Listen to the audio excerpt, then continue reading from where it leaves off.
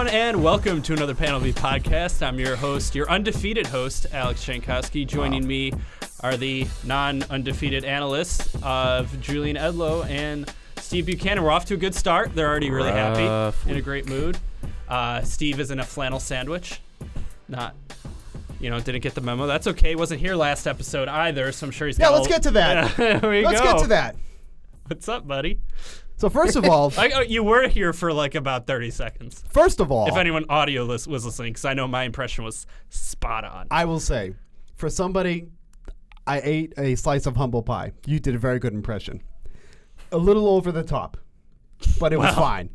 So I wasn't enough over the top, is what you're saying. What the hell is wrong with teriyaki wings? Why is that a thing? Besides everything? It's good if you're going to like a certain place, like what? Like give me spots where it's okay. Well, I was going to start naming restaurants in the area, but we don't give free ads. They can come sponsor the show. But okay, but what's wrong with eating it outside of a restaurant? I don't think they're going to sponsor us. Well, when no, we spend or half for an hour bashing their teriyaki wings. It just when you're doing football, you just get buffalo wings. But none of you idiots even said it. So how good can it be? Well, I thought Janko was going to bring them. Okay, but you can't just assume. I brought a really nice wing dip that had buffalo sauce. And what's with that? Who wants a dip? Oh, buddy, it is a premier dip. Do you make it yourself? I do. Well, stop being selfish and bring it in. So then you can actually, back up all this praise that you get. Perhaps I will. We'll have a non-traditional wing off. Anyways, the episode was not bad. After that great review, everyone, if you want to listen to it, go back and find us on YouTube. Also, subscribe to the DK Live Audio Network, where you'll get them all audio delivered right to your phone. We have a lot to get to, obviously, in this show. We will talk a little bit more baseball, so if you want to fast forward that segment, feel free. But it is the NL Wild Card coming up on Tuesday, so we want to preview that a little bit. We'll also do an all-time stack of Cincinnati Bengals. Wow. Where are my Bengals fans at? Exciting. Crickets. But we're also going to talk a little Monday Night Football, and the Cincinnati Bengals are playing. Yeah, so it's a in. Cincy-heavy episode. We'll get to that later. We'll also talk about good or bad our picks. Very exciting times as far as the picks go, because one of us is still undefeated. Everyone else is not, so we'll get to those a little bit later on as well. But let's just talk about the week that was, the Sunday that was in DFS, in sports betting. Get your gripes out there now, or maybe you had a good week, and maybe you did, maybe you didn't. Bukes, how you feeling? Well, my lineup did its best Undertaker impression. Rose out of the casket thanks to Cooper Kupp and his second half of madness in that game. He was held to one catch in the first half, and Julie and I were actually spending some time together off the air, complaining about our lineups and how Cooper Kupp looked like it was a total bust. Sounds like a fun time. It actually wasn't bad. Off the show he's not too bad, but just absolutely exploded in the second half. Like Goff exploded, but somehow they still lost, and kind of goes to the home road splits, like how obscure and how just far apart they are. It's such a massive difference. But for the Rams, for a quarterback to throw over 500 yards and still lose, that's a tough pill to swallow. And this was a game that we expected would be more on the defensive side. The Buccaneers' the run defense was highly talked about. Gurley scored twice, but did he look good in the process? It was okay. As good as he can look these days, I guess. But I think what the biggest misconception was how good the Rams secondary was, and they just got absolutely blown up between Godwin. Evans didn't have as big of a game, but obviously Godwin was the big one there. But that was the biggest surprise for me, at least from this week. From a DFS perspective, things went well, thanks to Cooper Kupp as well. I was tinkering between Nick Chubb and Cooper Kupp. And at halftime of that game, I was wrong by about 40 points, and that really hurt. And then Cooper Kupp got those, 30-ish second half points, and all was right in the world, and things worked out there. From a betting angle, that parlay made it all the way to the end, and then the Rams allow 55 points to the Bucs at home. Goff, 500 yards, sure. The turnovers were, You just can't get over that. So is this enough game. to get you off of your heavy favorite team parlays? Absolutely not. I will be right back on it moving forward. We're 4 weeks. You got to be careful. The Dolphins don't play this week. So. We're 4 weeks in, and I finally got bit. Sometimes when you play with fire, you get burned. But I will be right back on it, and hopefully start another 3-week winning streak on some heavy money line parlays. It was just bad beat Sunday overall for me. I think Steven Jankowski should be cut from the Patriots. He's missed a million kicks, and 10 of 14 for this one actual when fact, sometimes PATs. a spread is 6.5 and you miss an extra point. Sometimes that can make some people angry. Hello.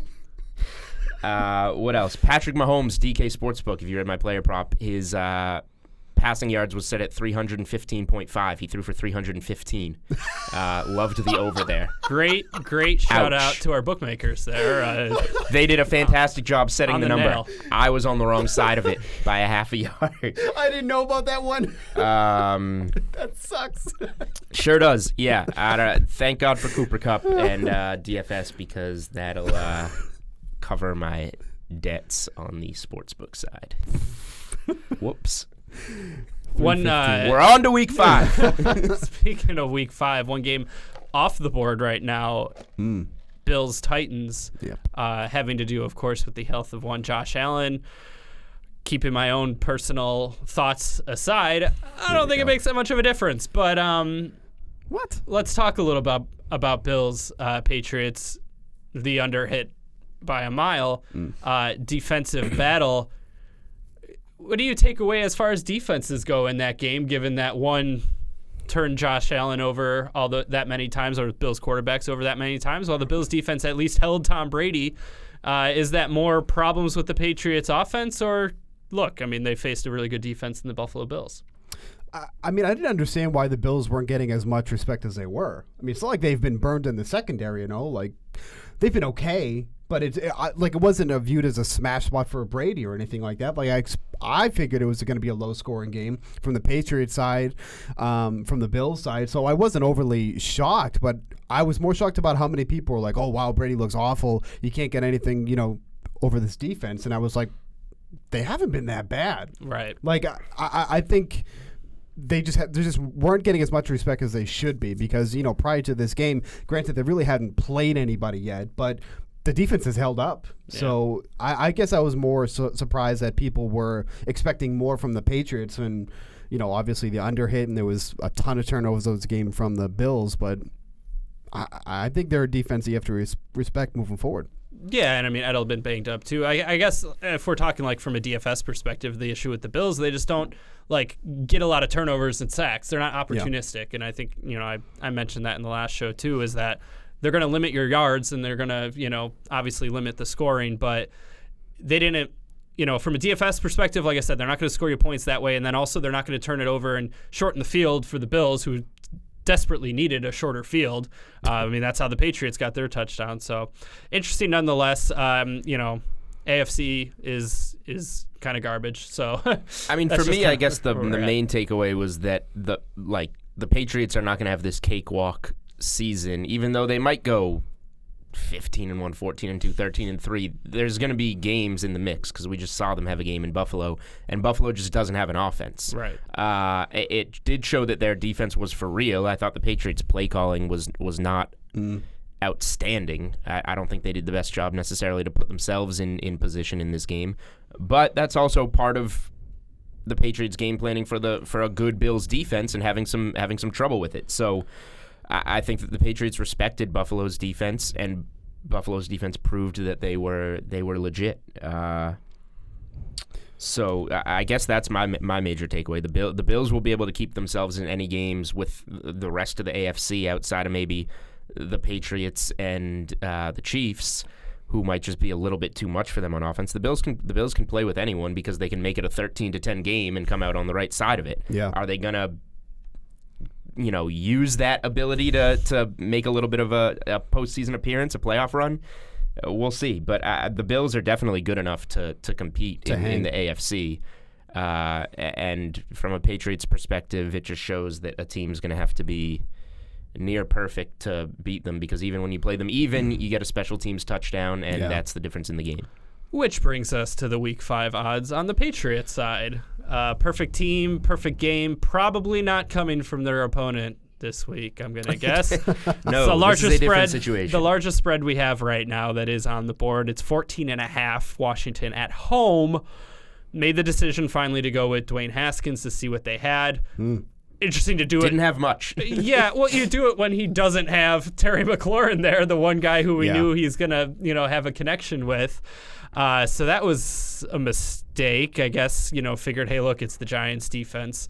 They're a bad defense. Let's see what he can do. Turns out not much. So now it's I'm going to say only 14.5. I think this number is going to go up. Yeah, this is too Has small. to. Go ahead. You're the betting guy. You can jump in on here. Not anymore. I stink, but bounce Thanks back. for listening, guys. Really exciting times. We're set up for a major comeback here. Oh boy.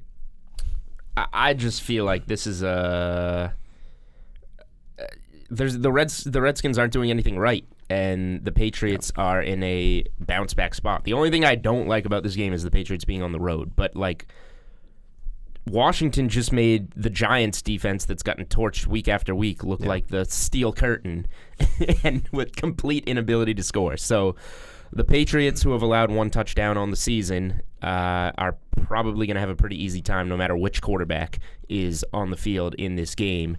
And this is going to be a game where the offense does not struggle from a Patriots perspective moving the ball. I just don't see a way that they're not going to find their way to 30 points. So like we always talk about, team totals, this could be a spot for the Washington team total under.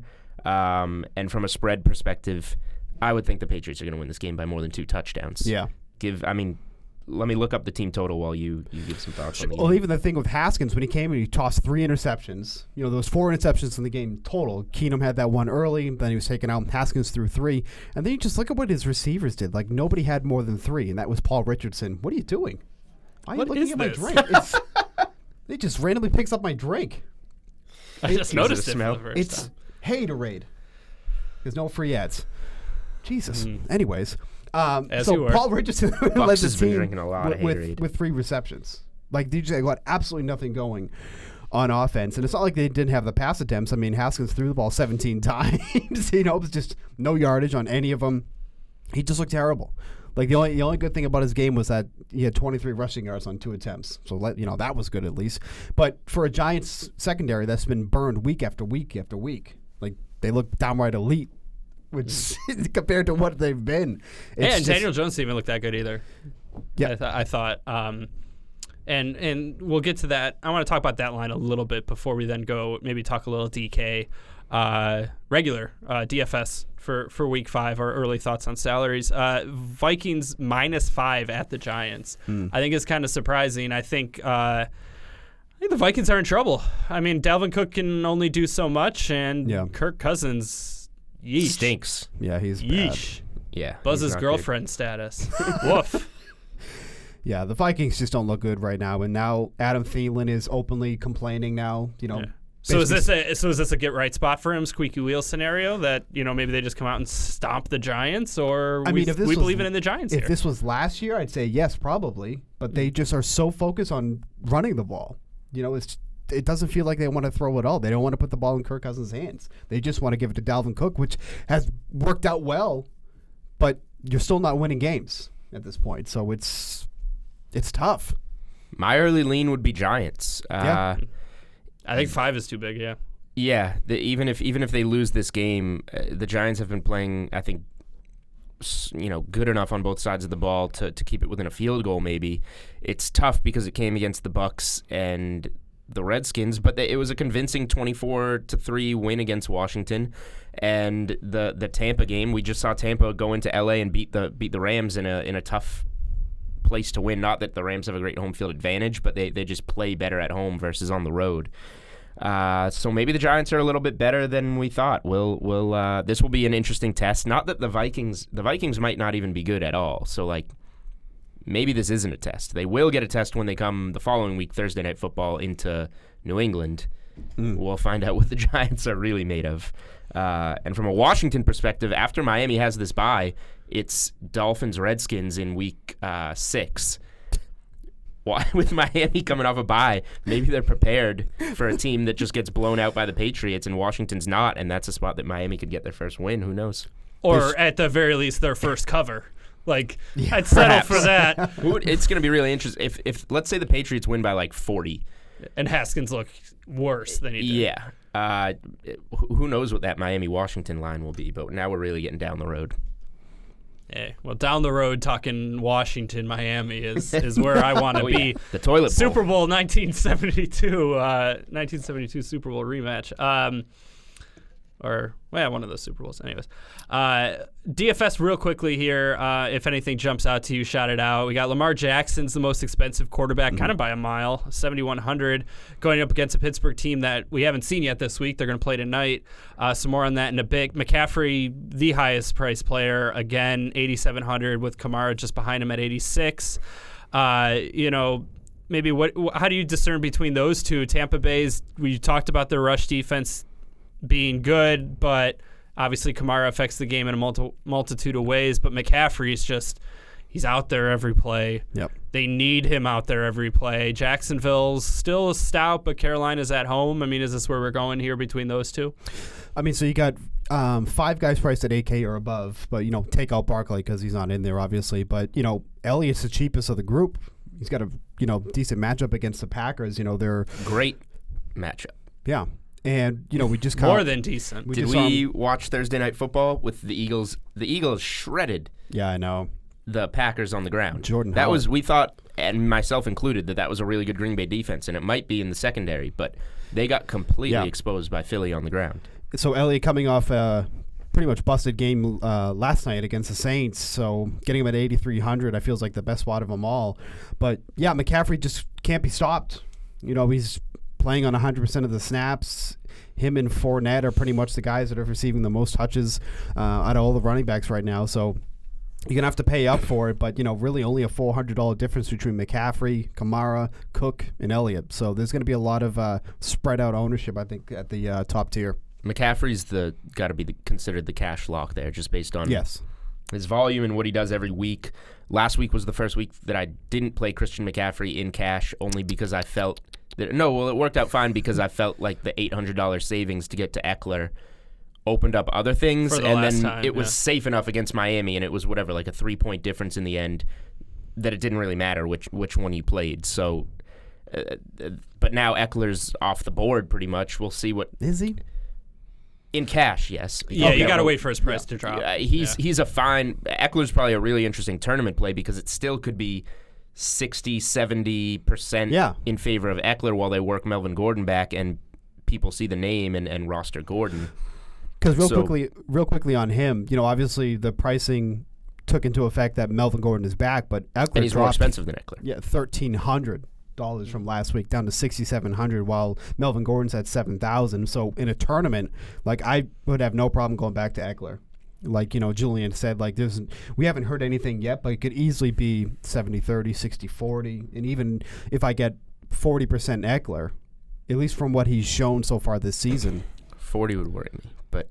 No, I think, I'm with Jules in that the majority will be on Eckler's side, at least for this first game. I think it's a different situation than what we saw with, when Lev Bell would hold out and then come back. The Steelers knew they had a finite amount of time with him. They ran him into the ground as best they could. That's not the case here. I think this coaching staff really likes Eckler, likes Justin Jackson, even to a degree when he's healthy. That Gordon's going to have to earn his way back. I mean, I know Anthony Lynn said he's our starter. He's going to be our guy, and that might be the case to a degree. But I mean, at the end of the day, you can't look away from what Eckler's done and how effective he's been, and just say, okay, let's go with the guy who's was trying to hold out for more money, and not to say that should stop you from anything, but hasn't been playing is more important, hasn't been a part of this offense for the first couple of weeks. And that Denver defense too. That was one that I had high expectations for coming into the season, given the players they have and getting Chicago's defensive coordinator as the head coach. I thought that would have an impact. It has not. Especially against the run. Fournette went for whatever that was, 225 on the ground yesterday. So this sets up as a good spot for Chargers running backs. I still think... I was just going to say on Zeke. I still think Zeke is the highest upside running back on the slate. And maybe it's because we all watched like the Thursday night game in its full capacity and saw the impact of the run against Green Bay. But I just can't see that not being a huge spot for Zeke at home against that run defense. Yeah, I just want to make one final point before we get to baseball is that, you know, we've seen it in the past before, too, where you get a really good defense and you inherit, though, a really well-renowned defensive coordinator. The styles might not be, you know, mirrored. And then all of a sudden, the guy's trying to kind of put in their own system and, you know, talk about how long it took them to, you know, get after the quarterback and things like that, which you wouldn't think when you look at those players. It felt like going from having Khalil Mack to having Von Miller and Bradley Chubb would be a smooth transition, but... And that's just one piece of the puzzle, you know. Yep. Philosophies are a different thing, and we'll have to see, you know, kind of how that plays off. But let's shift our focus now to the NL wildcard, which is on Tuesday night. One guess as to which team has the pitching matchup advantage, which Max Scherzer and the Nationals going up against Brandon Woodruff and the Brewers, which we talked about a while back, really since the trade deadline with the Brewers, that, you know, their decision not to address the starting pitching, the starting rotation, at least at the top end. They obviously added guys like Jordan Lyles into the rotation at least, but that was going to cost them. And, you know, it could be their fault that, you know, not their fault that Madison Bumgarner wasn't available, whatever the case is. They didn't address it in the offseason. They didn't address it at the trade deadline. And this is where you're left with a single game format, and you have to throw just kind of anyone out there, a guy who's just coming off the IL, more or less. Looked impressive before that, but still hurt, going up against Max Scherzer. That said, the Brewers are coming in really hot. So where are you leaning in this game, Bukes? Is it going to be, you know, the Brewers keep steamrolling, or, okay, wait a minute, it's Max Scherzer, he's going to shut him down? So this is a tough spot, really, I think, because you at least look at Woodruff. This is somebody who's pitched 19 2/3 innings since the beginning of July. So... then they're facing Max Scherzer, who, you know, obviously is a playoff pitcher, but hasn't looked great himself as of late either. The biggest thing is going to be the bullpen. Mm-hmm. And, you know, I think this could end up being a low-scoring game until we get to those later innings because, you know, realistically, you want Scherzer to go as deep into this game as possible because you obviously can't lose this game. And you cannot trust that Nationals bullpen. Like, we've seen how many times they've blown leads. We've seen how many times we've given up, you know, those big runs at the end of the game. But they might be able to do enough against Woodruff, who we really don't know what we're going to get, that it's going to matter. So this is a tough one to figure out because it's like a perfect matchup because, you know, the Nationals definitely have the advantage in the beginning of the game where the Brewers have the advantage at the end of the game. So I hate to be like that cliche, well, you got to score first, but it's like that's so important in this spot I think here. so. It really is to get that early lead. I'm not going to argue with how important scoring first in one game playoff is, but you know what I mean, though. I'm saying I agree with you there, but I'm just going to say maybe the bullpens aren't as important as you're implying because in these games we know how teams use their pitchers. Like, you got to use what you need. So, like, who's to say if, and I don't know when the last time, like, Strasburg pitched, but who's to say if this is a 4-3 Nationals game in the ninth inning, Strasburg's not going to close this game, for example. Right. Like, teams are going to use their players differently because you have to win this game. It doesn't matter if Strasburg now has to start game 2 instead of game 1 of the next round or whatever because you have to win this game. So I just think that the personnel, including pinch hitting, when you're going to use pitchers, how long you're going to use pitchers, is just all so different that I want to put some weight on the Nationals, finishing the regular season dead last, 5.66 bullpen ERA in baseball. But that might not even matter if they throw the right guys to win this, if Scherzer can give 7-8 innings and then they throw the right guy to close this game. So there's just a lot of different things that come into play. I am intrigued by how bad Scherzer has been lately. That you can look at a hot Brewers lineup and take some plus money, but at the same time, this isn't going to be the Washington bullpen we saw all year. This is going to be the best guys that they can throw on the mound if they have that lead late. Yeah, and I mean, especially with the NL, there's just such a whole nother dynamic given that pinch hitters, if they don't score first and are trailing, then Scherzer, you might not have a choice. Scherzer might just not pitch as much as you would want, and then you have to turn it over to someone else. From showdown construction standpoint, it's interesting. You have the two starting pitchers. DK still has Lyles in there as a starter at 16-2. It's going to be Woodruff at 15,000. But then after that, the next 1, 2, 3, 4 hitters are all Nationals players. You got Turner, Rendon, Kendrick, and Soto, and then Keston Hiura. Very interesting. The rookie is actually the highest priced hitter on Milwaukee, and I can't even find Woodruff in the player pool. Oh no! You click on remove non-probables. Son. Oh, is that what it is? New here? This is called DraftKings.com. Okay, there we go. It's this website, like fantasy, if you want to play just single day, like daily fantasy sports. That's got a really cool acronym. You could call it like DFS. FS, you're right, yeah. That sounds really cool. Heck of a commercial. Just shut up. But I'm trying to think, all right, let's try to think of a game theory for this. Is it Scherzer? Like, where do we think the majority of people will go with this? I'm intrigued because I think, with how hot the Brewers have been, like, that's kind of the way I'm leaning here. Find the home runs. I haven't made up my decision which way, if I bet this game, how I would bet this game yet. But if I'm playing this showdown slate, I'm definitely stacking the Brewers because you're getting the cheaper bats, fading the bigger name pitcher, and going after somebody who we've seen as a vulnerable pitcher lately. So I think you could still stack Brewers bats with Scherzer though, because I think the strikeout and home runs. Upside, yeah. I just wouldn't captain Scherzer. I was going to say as you a captain can't is captain 18,000 Scherzer if you're going to do that. It would make it nearly impossible. You're getting bottom of the barrel guys if you're going to be doing that. But one thing that looks like Jenko likes bottom of the barrel guys. All I'm saying is everybody there hasn't been one Brewer who's been the guy because that guy has a broken leg so again you're just trying to find other guys who maybe have the platoon advantage. Yasmani Grandal is really cheap. Things like that. Even Moustakas isn't that expensive. I don't know. Don't hate it. No, I would definitely be looking at the lefties here. Scherzer, his splits are never bad, but they're definitely weighted more towards pitching poorly against lefties than they are against righties. I mean, he's been basically almost unhittable against righties, but lefties definitely have the advantage there, and they've hit 11 of the 18 home runs he's allowed on the season too as well, so definitely put that into consideration. So yeah, Moustakas, Grandal, those are definitely, I would consider captaining one of those two if you want it to be a little bit contrarian, because in these showdown contests, obviously the starting pitchers are going to be the ones you're looking at for captain, and I think it's pretty obvious who the most popular captain would be, which is Scherzer, which obviously limits the rest of your roster because you captain Scherzer and you're already down to 6,200 for the rest of your lineup. That's tough to fill out after that.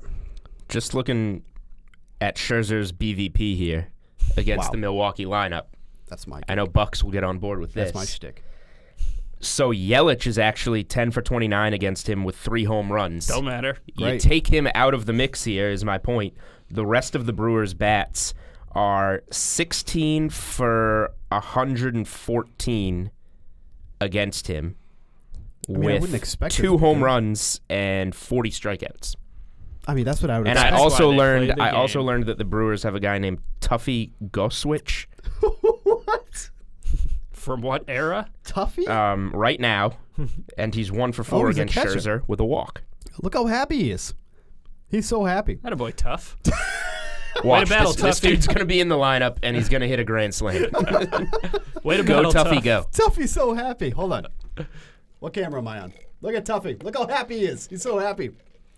If you're listening, just believe me, he's happy. It's a regular guy smiling. He's just very happy.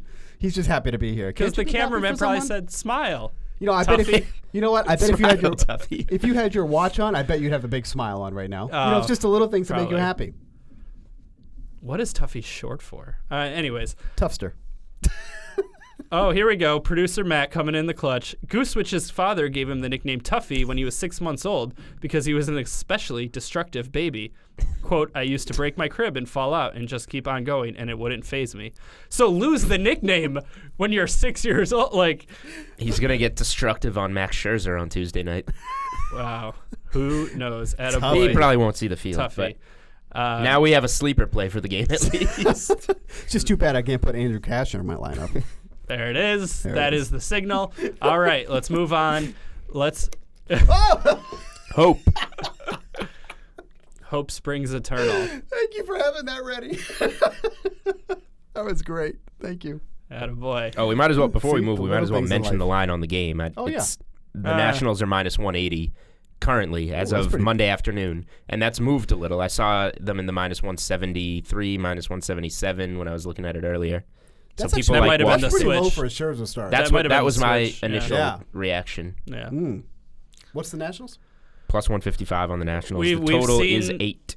Yeah, I mean, we've seen the, we've seen momentum play a role in the postseason before. I mean, it's so memorable sometimes, but that kind of speaks to maybe how rare it is also. Like, let's be honest, this is a Brewers team that's missing their best player and doesn't have great starting pitching. Like that, sometimes it can be that simple when you talk about these games. Let's talk about our all-time stack now. It's a Monday, so we're going with a team, which maybe isn't as fun as our ones on Wednesday, but maybe it's a little bit more intriguing for others. We'll see. Wednesday better.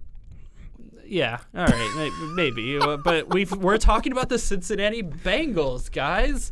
That's exciting. Where'd all of our viewers go? We're talking about an all-time stack of your favorite skill position players on the Cincinnati Bengals. So that's a quarterback, a running back, a wide receiver, and a flex. So you can get creative. You can go Skyline Chili if you really want. For the great city of Cincinnati. Never had it, but I've heard bad things. Yeah. As a chili guy, because I brought chili as a snack to our tailgate last week. What? Yeah. What? That was the other thing I meant to give up. What the hell is that? Well, a We lot of just show people up have with been a big telling me pot? that it's not a snack, but It's because it not a comes in a snack. pot and we're all going to scoop some out and share it, As a meal. it's a snack. No, it's not. That's not a snack. I've where been have you at ever restaurants been? Where where have you I've ever gotten been? chili as a As bowl of chili as That's an at a sit-down appetizer. restaurant. Like, where have you Okay. ever gone and you're like, oh, I'm going to go get a snack. I'm going to get some chili. Like, I'm going to go get a If snack. there I'm ever gonna get some happened to be chips. chili in the kitchen here at DraftKings, I would go have a snack and have some chili. I might I not just come haven't back seen anymore. it here before. This might be my second show in a row where I walk out. Please. If you walk out of every show and you walk out of the sweat on Sunday, if you walk out of every single show you do, the impact is really lost. I know. Yeah. I'm not going to. The boy who cried exit. Some good segue here though. Vontaze Burfict year-long suspension See ya. is official. So we'll see Goodbye. what happens there. It's But the whole season? yep. Yeah. Oh, wow. He gone. Well, did you see he was like Not that I pandering- don't. Yeah, no, I don't mind it. I'm just. I didn't think it would necessarily be that high. Well, he was pandering to the crowd when he was leaving. Like, that didn't help his case. No, it's good. It was a bad hit. Yeah, he's such a... Not So nice he's word. safe to say he's not making it on anyone's all-time stack. At least not not today. expecting it. Bukes, who you got? So Boomer Esiason, I think, is a obvious quarterback choice. Not it? obvious. Okay, well, that is to me. Why's So, that? 27,000 passing yards, over 27 passing yards. You know who with had the Bengals. more? Ken Anderson. That's great. Andy Dalton. That's why it's your stack. 187 Neither of those touchdowns. guys are actually my quarterback either. But Boomer gets a couple extra points because I like have some of his analysis on the radio, so that helps too. and has got a nickname Boomer. Is he even? I guess like, can he be in the all-time stack? Like, do people even think of him as a Bengals player or as a Jets player? Like, you know. I would think a Bengals player. How many years did he? All right, we don't. No, let's not stick into this crap where we just start looking up stats and who can. Keep going with read your it off. stack. Don't worry about what Corey I'm doing. Dillon for running back. Yeah. All right. Yeah, I think that's a. Ocho Cinco, Chad Johnson for wide receiver. I think is the other one. And I put AJ Green my flex. I mean, if it wasn't for the injuries, he probably had a legitimate chance of. He still has a legitimate chance in passing Chad Johnson in receiving yards, touchdowns. But obviously, health has been a concern. But if he can be on the field for a couple more years, like he easily could end up being top star on the Bengals. So I feel like he deserves his spot, even though his production has been lacking over the past couple of years. So Boomer is a Bengal through and through. 84 to 92. Then a few seasons with the Jets, one with the Cardinals, and then a second stint with the Bengals, Wow. just for Research. good measure. They should go on Football Reference. I mean, I did to pick a much better quarterback. So we'll get to me later. Edlow. All right, I did go a little bit more recent because I like the ceiling of Carson Palmer when he was healthy. So when we take these guys, we can say, I'm taking whatever 2003 or 2004 or 2005 Carson Palmer, whatever his top season was in there that you prefer. So that's the guy that I'm targeting. I think he at that time was the best. It's not that funny of a joke. Are you laughing because Edlow picked the right guy? Yeah. Carson Palmer at his peak, I think people forget and think of him, I don't know about as a bust as a number one pick, but one that just didn't live up to the potential, where at a certain time he did live up to the potential, beat the Steelers and Ravens in the division, and then had that knee injury. We're obviously putting him with Ocho Cinco at receiver. I think A.J. Green stinks, and I'm also just going to assume he's not healthy for this slate. So he'll leave the game one snap in. I just don't think he's good. That would be the definition. I think he's a great GPP play in this scenario. He's a flashy player that can have a big game against a bad defense. He doesn't make tough catches against a good defense, and I know that's more real football talk. But so who's the matchup here? Who are the Bengals playing? If the Bengals are playing the Dolphins, they're playing whoever you want. If the Bengals are playing the Dolphins, then sure, land. I'll take A.J. Green to catch 8 passes for 150 yards and 3 touchdowns if he doesn't break his foot. If they're playing the Bears or the Patriots, A.J. Green's going to have 2 catches on 7 targets for 34 yards. So I don't want him, and I'm also just anticipating he won't be healthy for this slate. Chad Johnson, on the other hand, is awesome, so I'm going to play him. If only for the celebration. He's a very entertaining man. We do agree at running back. I think Corey Dillon is kind of the only choice here. He was legit. Workhorse back. I got another running back on mine, so don't you worry. Okay, there we go. Okay. So for flex, sometimes I've been trying to take the team ones seriously and have fun on the other ones. I couldn't take the Bengals seriously because I didn't want A.J. Green here. So I'm just taking whoever made the final decision to fire Marvin Lewis after 18 years of sucking and having a Bill Belichick, Greg Popovich type of tenure, and just saying, you know what if we maybe got rid of this guy? And then they actually did it. So firing Marvin Lewis is my flex. Awesome. I can dig that. Good flex. I do like that flex. And knowing who's on mine, the guy who's not on anybody's actually has the 2 best rushing seasons in Bengals history, and that's Rudy Johnson. I thought about Rudy Johnson. Corey Dillon had not touched Rudy Johnson's numbers in 2004 and 2005. He did have 2 big ones in his there. Best season, he only started 14 of the 16 games. Wow.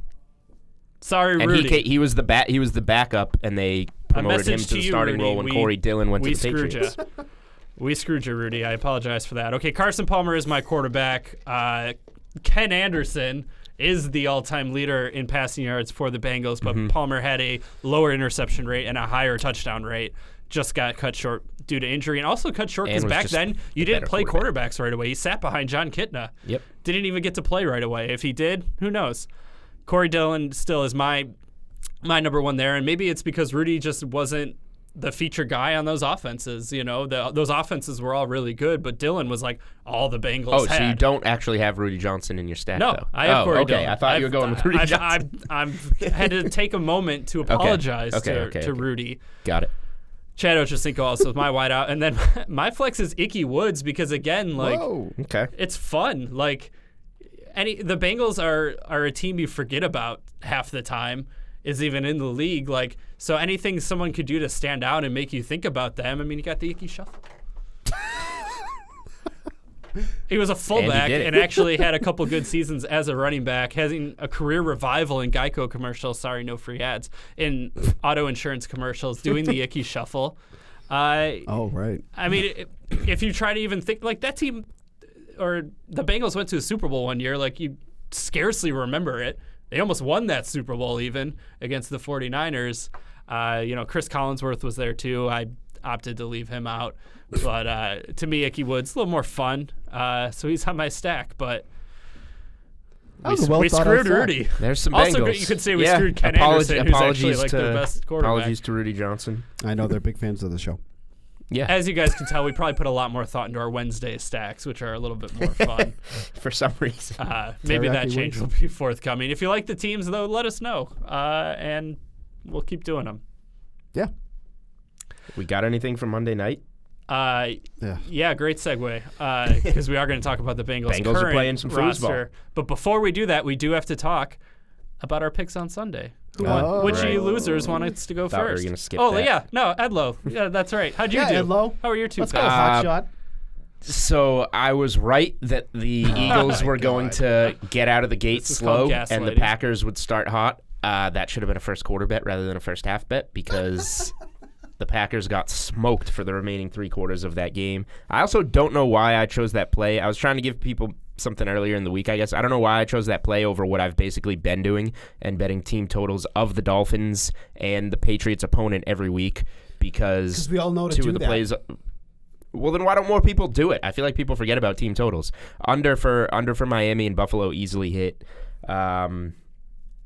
And then, of course, the heavy favorites parlay. The first one that I officially give out on the show as a play is lit on fire by the Rams in a 55-40 loss to the Bucs after the Patriots and Chargers do their part. So that was unfortunate. But as mentioned earlier in the podcast, this will not keep me away from the heavy money line parlays. Heavy favorite money line parlays at any point in time. I will actually probably go out of my way to create one for week 5. Just in the interest of being petty. Mr. Bukes. So that was Julian's long way of saying he went 0-2. So let's just... there were a whole lot more on Twitter available, but I'm limited to 2 here. We don't care about that. We don't keep track of your... Well, my loyal following pick your does. best 2. Right. I did not pick my best 2, unfortunately. Well, then that's unfortunate to the listeners. I don't know why you're doing them a disservice. I am so bleeping tired of betting the spread when it has to do with the Falcons. He talks about he's going to go back to the well of his plays. I am done with the Falcons and their stupid spread. They got smoked by the Titans. Yeah, I was going to say the spread and take the money line against them. Jeez. Anything. Just don't bet the Falcons. They're awful. So I'm done with that. But the Seahawks minus 5.5 was an easy one. That was a layup. So I was at least happy with that one. But I'm so done with the Falcons. Like, they just cannot cover to save their life. I think they've covered 4 times since last season. It's absolutely brutal. And that was Bukes' long way of saying he went 1-1. Thank you. Better than Julian. And now we keep one more step up the ladder to someone who went 2-0. All right, that's a show. And that would be myself. The under on Patriots-Bills. Come on. Easiest thing in the world.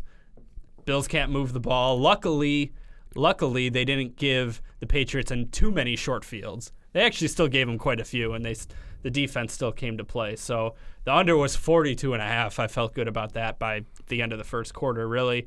And then the other one that I felt really good of right away, Cleveland +7 at Baltimore. Yeah. Didn't happen the way that I thought it would, in that I thought it'd be a really close game.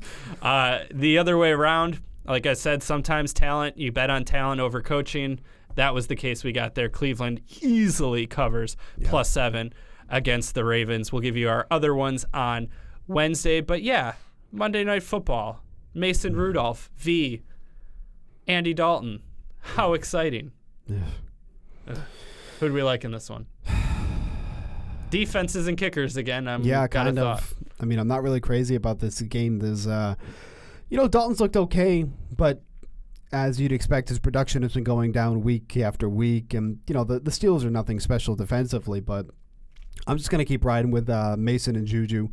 Bengals have been having trouble with slot receivers so far this season, so I think that's a spot that you can try to exploit. But there's really, nothing sneaky in this game. I don't see anybody that I'm like, oh, he's probably a good tournament play. This is this is kind of another kickers and defense week, I feel like.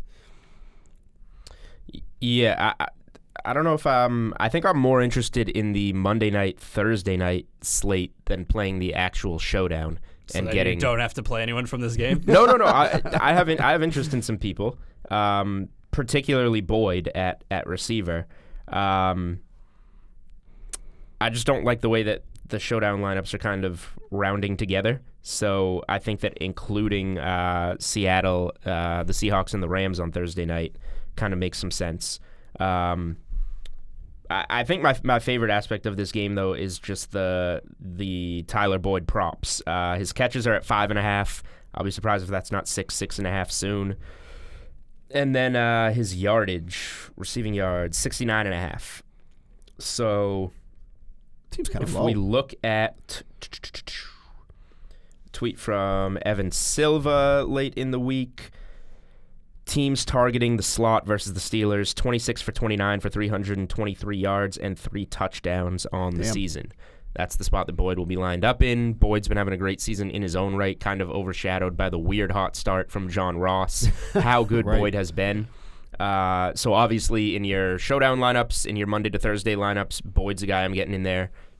5.5 catches, 69.5 yards, like both the overs. Do we think Minkah Fitzpatrick makes a difference there? He is apparently playing safety rather than slot corner, and a lot of the time the Steelers' slot corner apparently has been a linebacker, which favors Boyd. Yeah. Well, I mean, that was the Warren Sharp where they kept putting a linebacker on Keenan Allen last year, and that did not work out as well. Auden Tate, I think, is kind of interesting, though, too, for the Bengals. Led the team in receiving last week against the Bills as they took away the slot. They took away John Ross' lid-lifting ability, and Tate's more just that big body, like, red zone target. So, I mean, I think if you're talking like trying to find someone maybe contrarian or just cheaper with high upside, a guy who they just get into the red zone, he's a target there. That's not to say obviously that he's gonna go off or anything like that. I think Boyd's the one who does get them into the red zone, and then you go from there. And see, and maybe, who knows, maybe James Conner can finally get going a little bit. That has not been the case so far this year, so we'll have to see. Use Jalen Samuels. Just saying. That was to the Steelers, not exactly to the listeners. Well, Steelers. I'll tell you, there's only one person who would listen. Steelers, big fans of the show. Yes, that's been noted. All right, Panel B, we out? We got anything else? We done. That's it. All right, folks, we'll catch you again on Wednesday. Talk a little bit about the AL wild card. We'll also make our picks for Week 5, and we'll have another fun stack for you. We got a lot of interesting ideas percolating right now. We'll see which one arises to the forefront. You thought I was going to forget, didn't you? Not going to forget. Reminding you guys, of course, that the odds and lines are subject to change. Please see website for actual odds. If you or someone you know has a gambling problem and would like some help, please call 1-800-GAMBLER. For Julian Edlow, Steve Buchanan, I'm Alex Jankowski, and we out.